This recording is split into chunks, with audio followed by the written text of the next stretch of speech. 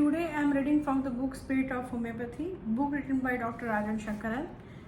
Part 1 Philosophy, subtitle chapter number 3 is What is Disease, and title is The Allopathic Viewpoint. In common parlance, disease would refer to the diagnostic label a patient is given. We say, she has got diabetes, or his disease is rheumatoid arthritis. Modern medicine has classified disease along these lines and now has a specialist for each disease.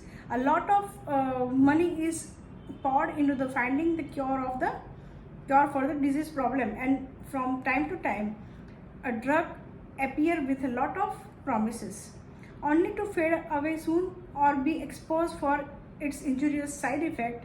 All in all, especially in chronic cases, the only effect of this type of research is to find drugs that have some temporary relieving effect on the problem and therefore have to be taken lifelong in increasing doses despite their side effects.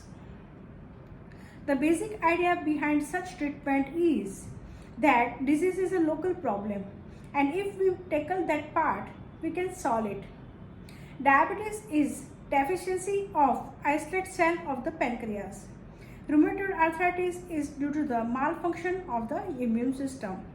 Epilepsy arises from an excitable focus in the brain and so forth. With such a viewpoint, it is natural that they try to find a drug to similar to the islet of the cell, drug to stimulate the islet of the cell, suppress the immune response, or sedate the brain.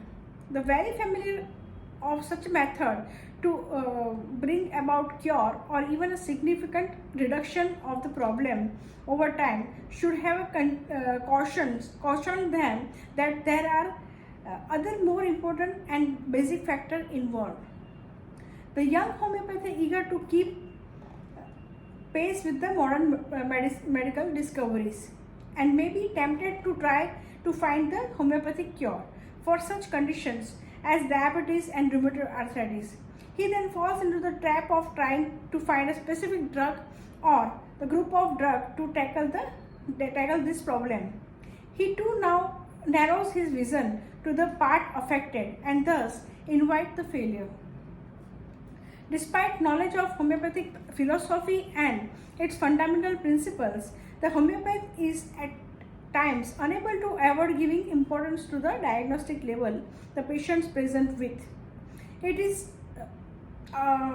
somehow often the only things the patient is interested in is getting rid of, and with his knowledge of medical science, the etiology, pathology and prognosis of the condition known to him, the homeopath often find it impossible to remove the diagnosis from his mind while selecting the remedy.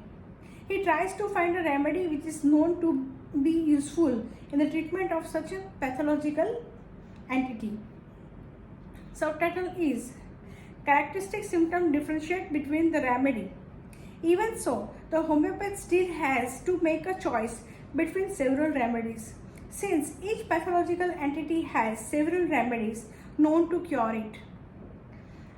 These informations did not come from the proving of the remedies,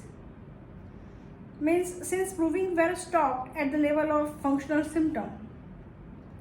It did not come from the proving of the remedies, but later from the clinical observation. The remedy was used initially in the clinic not on the name of the disease but on the symptom, and when that particular disease was cured or substantially benefited, this remedy was listed as one of the remedy for that disease. The selection between the various remedies listed for that condition is based on the difference between the symptom of each patient. Such differences are obvious to anyone who has seen even two patients with the same diagnostic label. Two patients with the diabetes will have totally different history, onset of trouble, symptoms, sign and complications, course and response to therapy.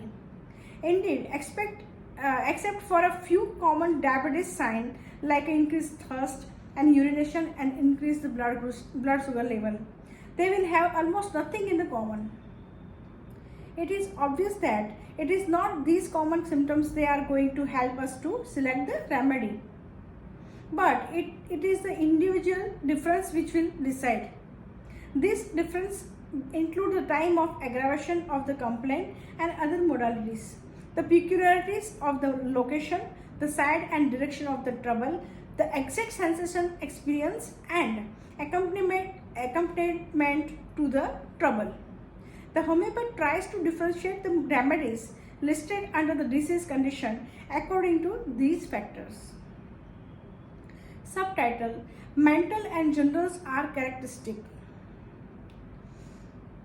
However, slowly but surely, he will see that the most marked difference between two individuals suffering from the same condition lies in their mental state and in their general symptom, like preferences in a temperature and a food, the pattern of appetite, sweat and sleep.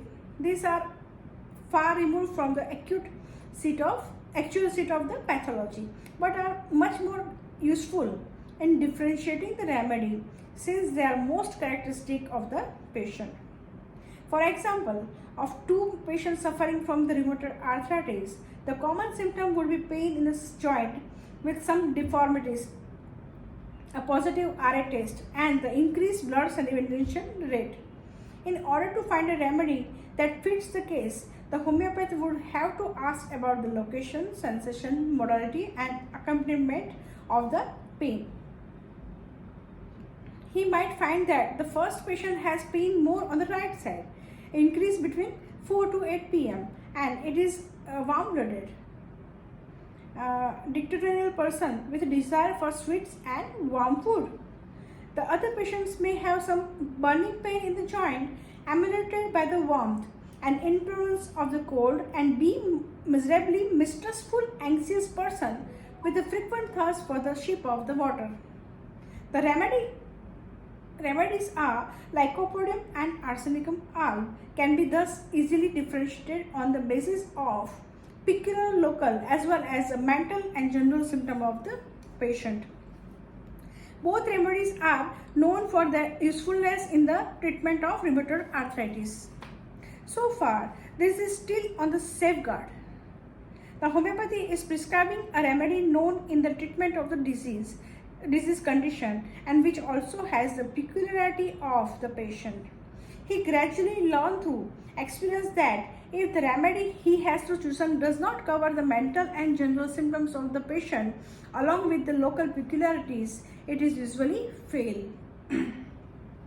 Therefore, he gives importance to these symptoms in selecting the remedy, but makes sure that the remedy he has chosen is in the list of remedy for the disease condition. Then along comes the case where the mental and general symptoms fit beautifully into one remedy, which is not listed for the disease condition the patient has represent with it. If he takes the chance and give the remedy, he will see some surprising result. I had a patient, a woman of around 40, who amongst other things was found to have a fibroid tumor in the uterus. She was a lean, thin woman and one who was extremely anxious and fastidious. The remedy that suggested itself from the emotional and constitutional nature of the patient was arsenic alb. However, when I looked up in that book, nowhere was arsenic album listed as a medicine for the uterine fibroid. In spite of this, I gave it to her, and within a few months, we confirmed by ultrasonography that the fibroid had disappeared. Now, another title is Treating Patient, Not Pathology. If we keep our mind open, such experience become the rule, not the exception. I have treated patients with a remedy not even remotely associated with the problem they came with. And I remember a case of arthritis successfully treated with the hellebores. In a bracket, a remedy which is never thought of as such condition. A case of vitiligo with the remedy capsicum. The pain of the calcareous spur with aconite, and the case of angina pectoris due to the blockage of the vessels with the bryonia. None of these remedies would be ordinarily considered in the respective condition. But the mental and general state of the patients fix the remedy, and I fit the remedy, and I was open-minded enough to give it. Nowadays, I often do not bother to check if the remedy I have selected on the mental generals and the local particulars listed under the condition or not. Though experience, I am quite confident that if I have selected the medicine on the above criteria, this medicine will benefit the patient and pathology will automatically regress. On the other hand, if the remedy is selected only in the pathology without covering the mental and the general, it will most likely to fail. What do these observations show?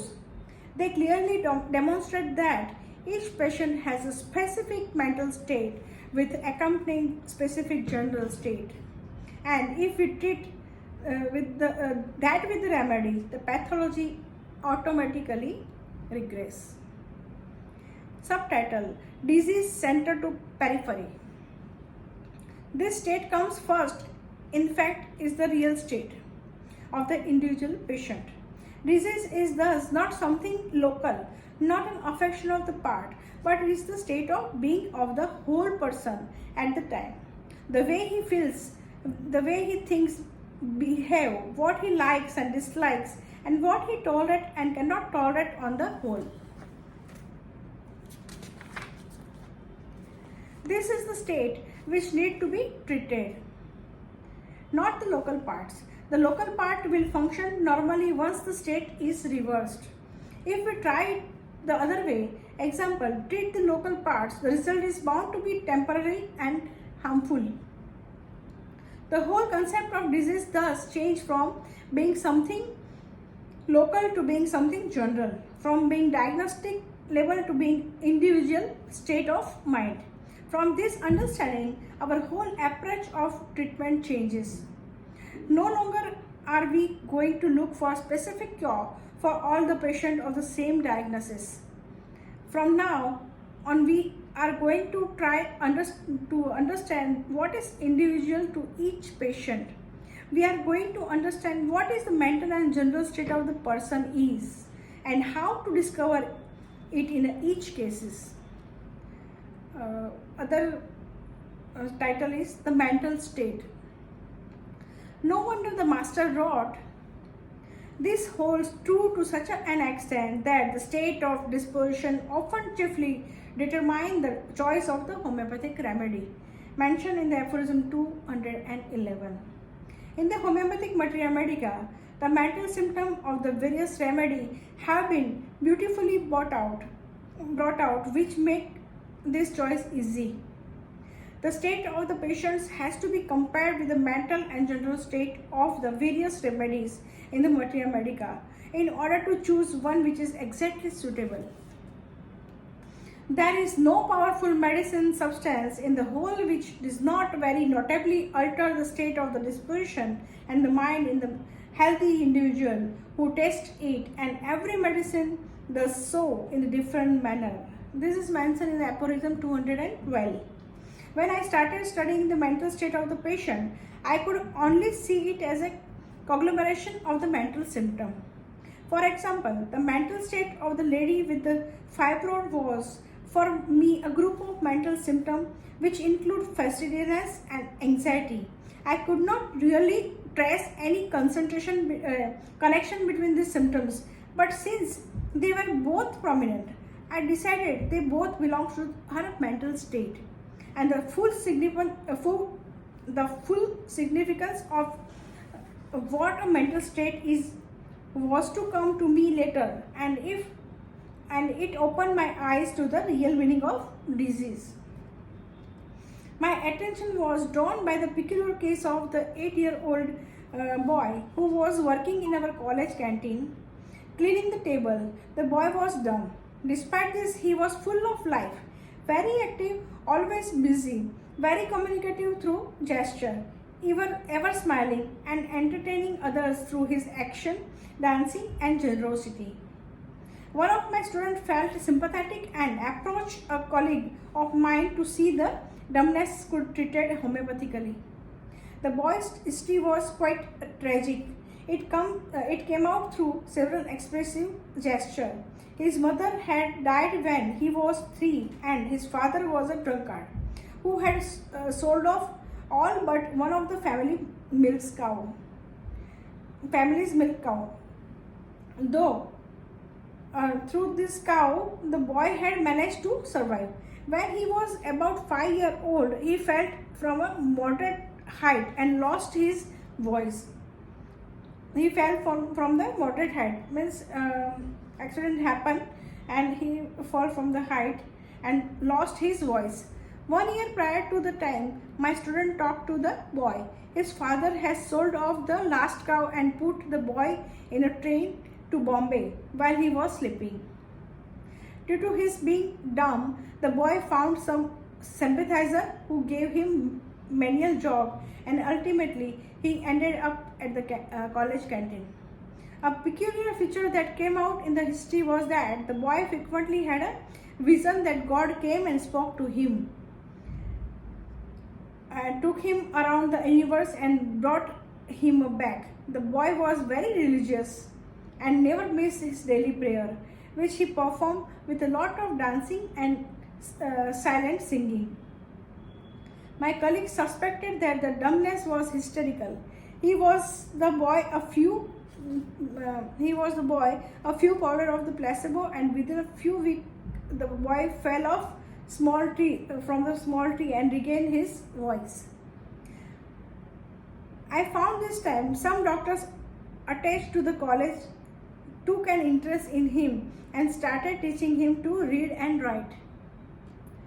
Another subtitle: State comes from situation. This can set me thinking the remedy I would have prescribed for the boy is veratrum aug, because it has the following symptom: religious affection, delusion God communication with he is in, delusion dumb he is, activity restless, singing, dancing, smiling, laughing, busy, industrious, loquacity, cheerful. Again, this looks like a group of unconnected symptoms, but a little deeper look gave me the insight I was searching for. I could see the boy gain sympathy and attention which he badly needed. The very symptom recorded above were the one that helped him survive the severe crisis he faced. The dumbness attracted sympathy. The feeling of being in communication with God gave him courage and strength, and the activity and his cheerful nature made him useful and also endeared him to everybody. However, these qualities were outliving their usefulness because the situation was now not so grim. He was in a safer hand among people who cared. They wished to help him further, and his being dumb only came in the way. So the dumbness disappeared with the placebo. I do not mean that the boy was doing all this on purpose. The whole thing was probably subconscious, but the fact remained that his whole state, with all its symptoms, was a suitable survival mechanism in his situation. When the necessity for his state diminished, it automatically regressed. This case created a revolution in my thinking and in my concept of disease. I realized that the disease state is posture adopted by the organism for the survival in a particular situation.